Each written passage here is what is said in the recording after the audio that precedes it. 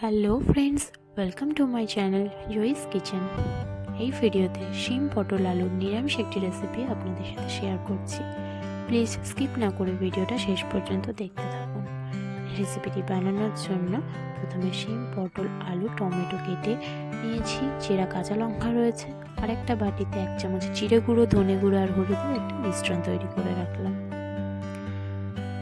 এবার গ্যাসে কড়াই চাপিয়ে দিয়ে দিচ্ছি 4 টেবিল স্পুন সর্ষের তেল ফোড়ন, কেটে রাখা পটল, লবণ হলুদ দিয়ে 2 থেকে 3 মিনিট ভেজে তুলে নেব।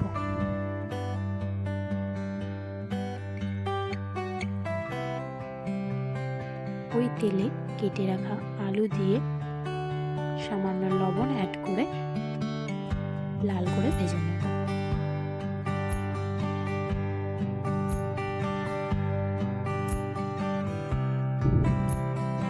এতে শিম অ্যাড করে দেবো।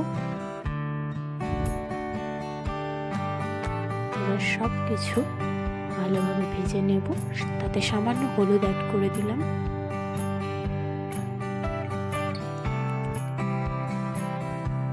ভালোভাবে ভাজা হয়ে এসেছে। এবার এতে ভেজে রাখা পটল, টমেটো কুচি, চেরা কাঁচা লঙ্কা দিয়ে আবারও সবটা আরও কিছুক্ষণ ভেজে নিচ্ছি, যাতে টমেটোগুলো মিশে যায়। 3 মিনিট পর এতে তৈরি করে রাখা মশলার মিক্সচারটা দিয়ে দিলাম। আবারও 2 মিনিট মতন মশলার সাথে কষিয়ে নিচ্ছি। এবার দিয়ে দিলাম 2 কাপ জল। সব কিছু ভালোভাবে নেড়ে চেড়ে 3 থেকে 4 মিনিটের জন্য ঢাকা দিয়ে রাখলাম।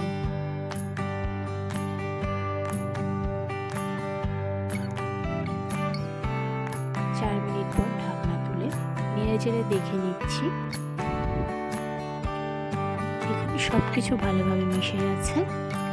তো আরও 2 মিনিট এটাকে হাই ফ্লেমে নাড়াচাড়া করে সার্ভ করে নেব।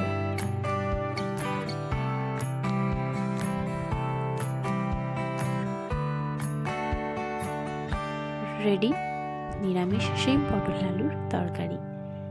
আশা করছি ভিডিওটা আপনাদের ভালো লেগেছে। যদি রেসিপিটা আপনাদের ভালো লাগে, please do like, comment, share and subscribe Joy's Kitchen.